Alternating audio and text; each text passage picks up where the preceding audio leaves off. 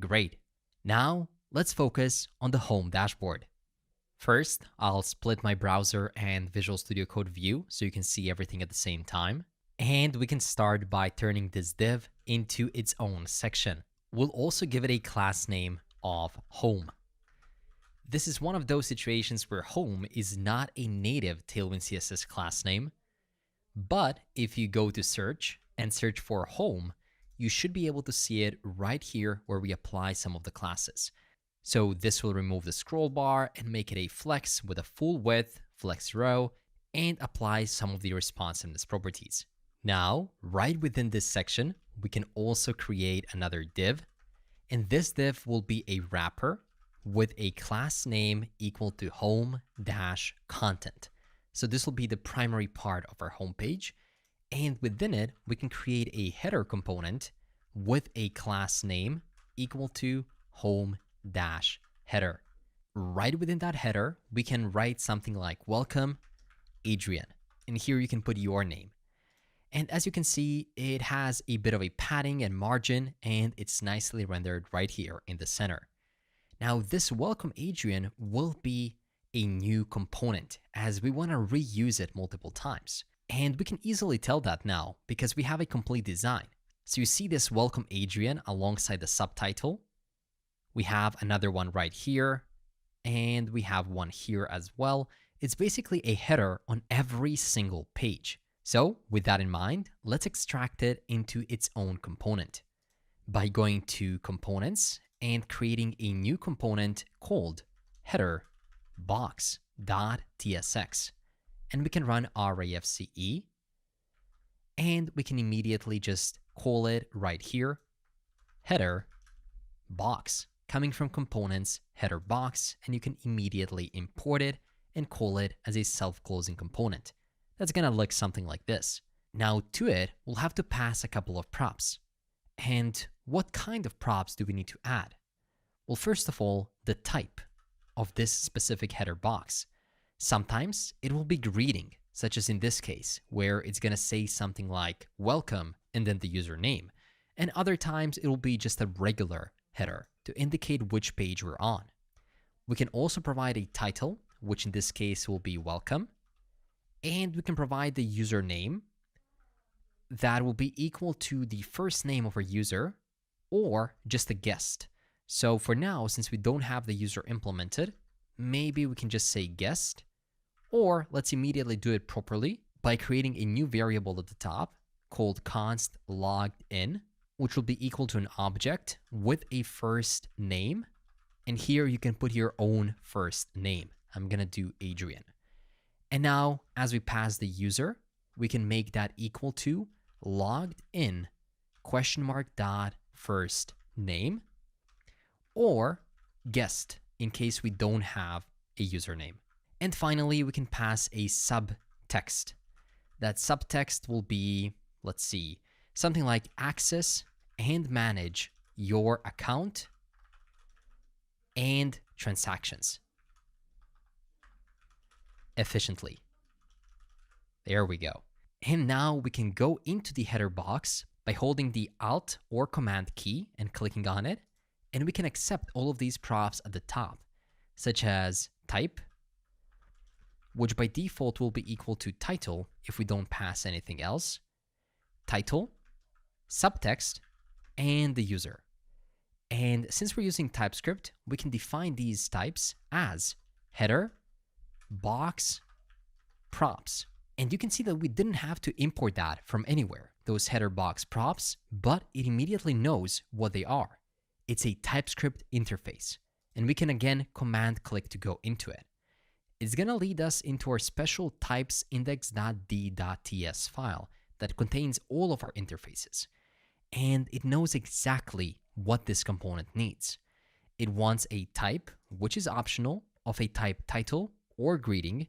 It has a title, subtext, and a user property, which is optional as well.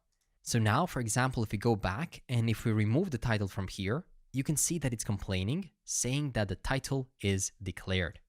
That's why you use TypeScript. Great.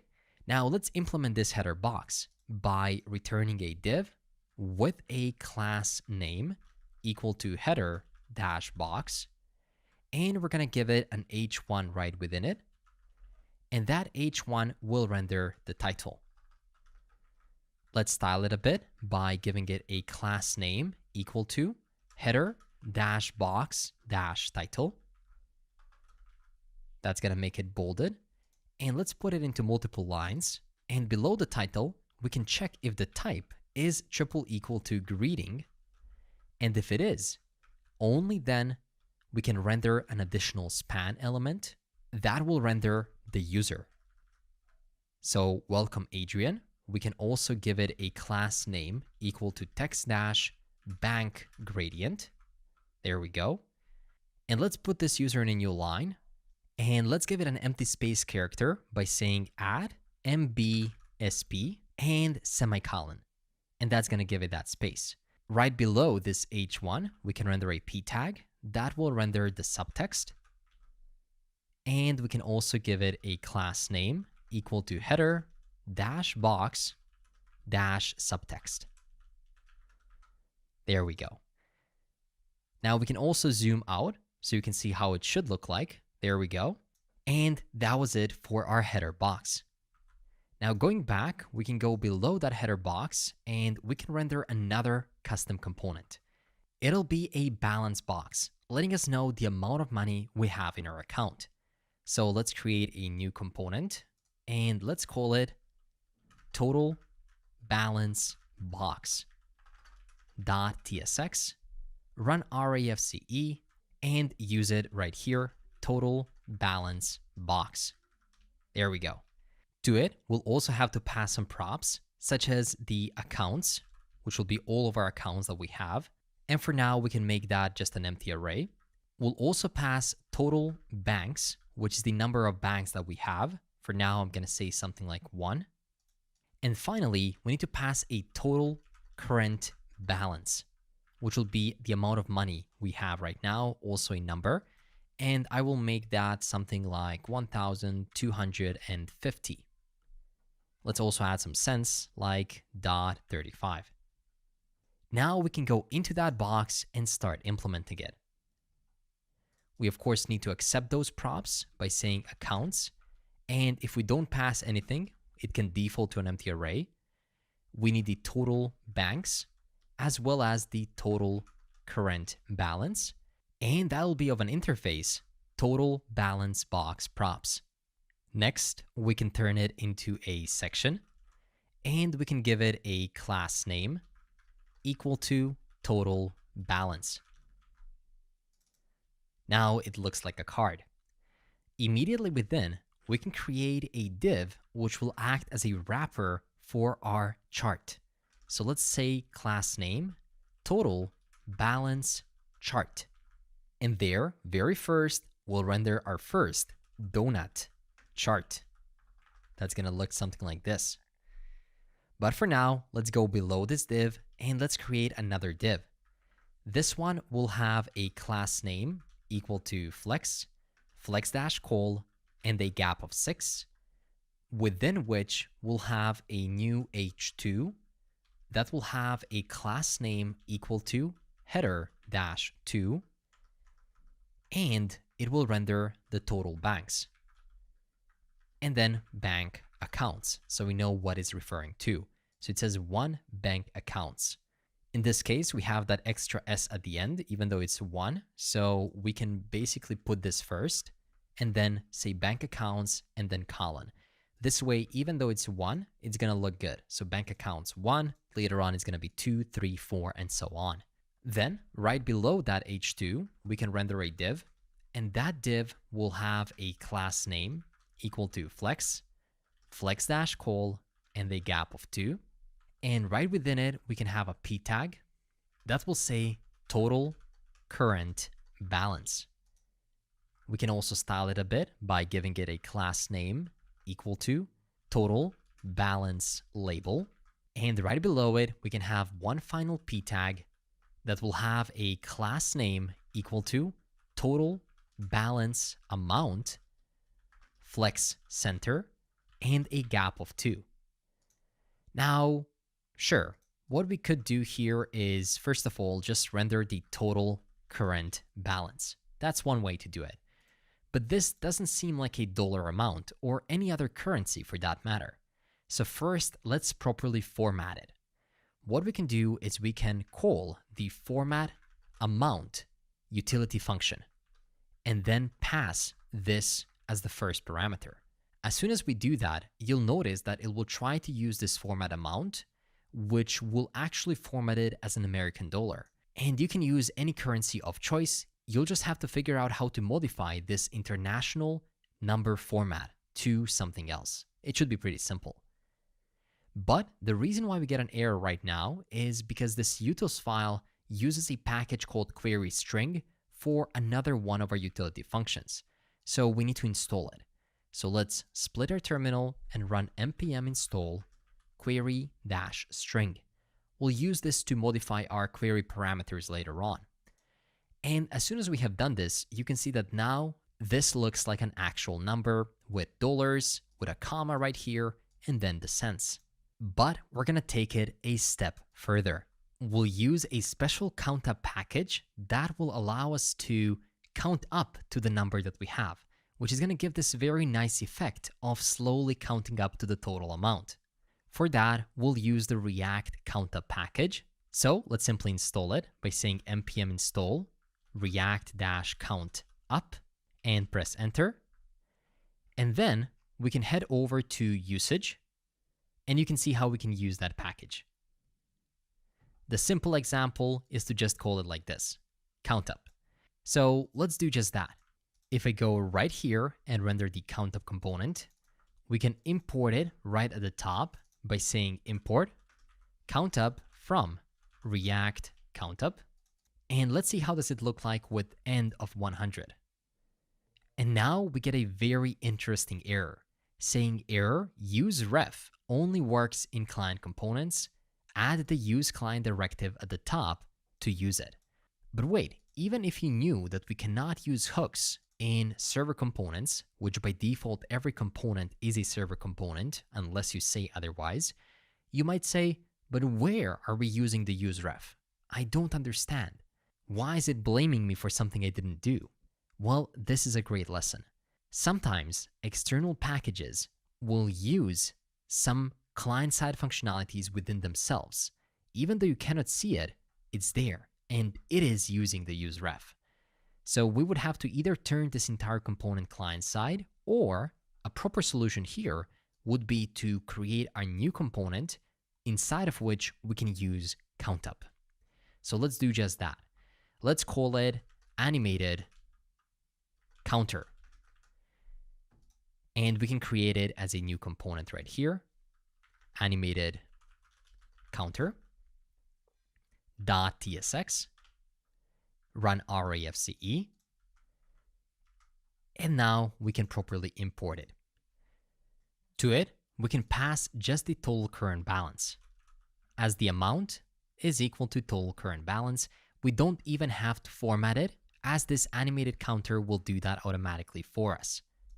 So it's even simpler. Now we can go into the animated counter. We can accept the amount, which is of a type. Amount is number. And we can just pass the amount and see how it quickly counts up to 1,250. We can also add the $sign up front to make it look better. And over here, we can see which props might be interesting to pass. So we have the start, the end, the duration. So sure, we could maybe add a decimal. There we go. This is very good. And the prefix. This will allow us to choose the currency. And I think that's more or less it that we need. We can also modify the duration. So going back, let's give it some more properties, such as a decimal and a prefix of $sign. Now I can remove this one here, indent it properly, and check this out. That's great. We can also add the duration and the number of decimals. So let's copy the duration, make it 2.75, and let's add not 4 decimals. Currencies typically only have 2 decimals. And check this out. Looks even better. We can maybe even increase the duration to something like 4 seconds. No, that's way too much. It makes it seem like we have more money than we actually do.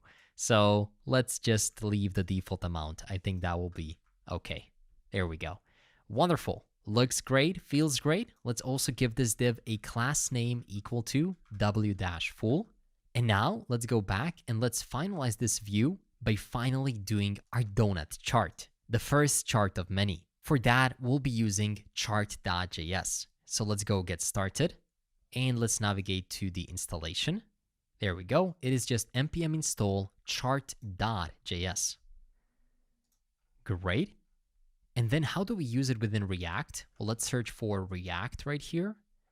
React chart.js, maybe here, step-by-step guide, React. There we go. Framework integrations is what we want. And we're looking for React chart.js 2. Great. It even has its own npm page, and we need to install another package by running npm install React-chart.js 2. And here is how you can import different components. So let's give it a shot. Let's create a new component for this chart called donut chart right here. .tsx, run rafce, and let's copy everything we have here and paste it at the top. The donut, of course, needs to be used within this div.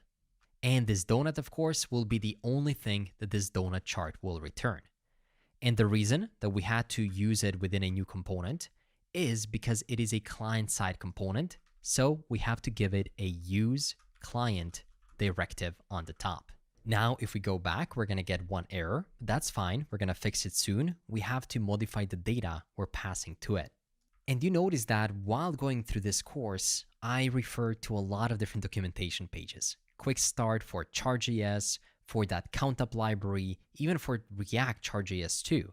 You always need to refer to documentation, and that's something that I want to teach you in every single JSM course. As sure, I can just show you how to do it, but if I teach you how to do it the next time, you'll be able to do it the next time, and the time after that, and that's when you truly become a great and independent developer. So with that in mind, we have to figure out what data this is. So we can check the chart.js dynamic dataset. Okay, that's a good one. And we can maybe take a random dataset for now. Let's see if we have some data that we can extract. Yeah, this is a good example. It has datasets and it has labels. So instead of copying it, let's refer to this and let's create our own dataset. We can do that by first accepting the accounts that we want to pass. Accounts is equal to accounts of a type donut chart props. And now we can pass the accounts right here to this donut chart that we're going to call by saying accounts is equal to accounts coming from props. And of course, we have to import the chart at the top. Now going back to it, we can start forming this data by saying const data is equal to an object. And now we have to form it in a way that chart.js will accept it. So as you can see on the right side, it needs to have a datasets array. So we can say datasets will be equal to an array with an object with a label of banks. And then we can pass the data, which will be some kind of an array of different balances that we have in that bank account. For example, let's do 1,250, 2,500, and maybe let's do 3,750, just as an example. You can also pass different background colors. So we can say background color will be something like, let's do an array of hash 0747B6. Let's do a second one of hash 2265 D8, and let's do hash 2F91FA. And you might be wondering, why are we typing this if we have added them to Tailwind config before? Well, we're not directly adding the styles or class names here. This is within JavaScript, and this belongs to the chart.js. So we cannot simply say something like text-blue right here. If we go back now, it will break as it's trying to map over our data here, but we're not yet done forming the data. Alongside data sets, we also need to pass labels. And this will be an array of different strings. For example, we can name different banks like test1, or let's do bank1. Let's also do bank2. And let's do bank3. And now we can use this data and pass it as data to our donut. Here we go. Take a look at this. Even though it's small, our chart is here. But let's first resolve this error. The error says hydration error, P, and then animated counter. I think I know what that is. Animated counter already is a P tag. So we cannot put a P within a P. We have to put it within a div. So if we do this and properly close it, the error is gone, the money is counting up, and we can see our great looking chart showing us how much money we have in different bank accounts. We can also apply some additional options to it by expanding it. And right here, we can say options is equal to an object where cutout is 60%. So you can see you can modify how big or how wide these circles around will be. So going from a bit wider to maybe smaller with 60%. We can also modify the plugins, specifically the legend, which we will make a display of false. As we don't want to see the legend, we just want to see this big thing and see how much money we have in our bank accounts. That is phenomenal. Great. Now I can exit this. We're also done with the total balance box. And if I expand it, would you look at that? It looks great. And if I expand it, you can see how the chart also slowly opens up. The money starts counting up and looks great. Of course, it looks a bit empty right now as we don't have the left sidebar nor the right sidebar, but we'll do that very soon. For now, it's important that we know how we can count our money up and how we can show it within our first chart ever using Chart.js. With that in mind, I don't want to dive into transactions just yet, as for that, we would need to have some real data. I would rather want to see this look good once we implement the left sidebar and the right sidebar, therefore completing our full layout. So let's start with the left sidebar first. I think that's going to make our app look completely different. So going back to our homepage, we want to move from here and we want to go into the root layout. And here we can start implementing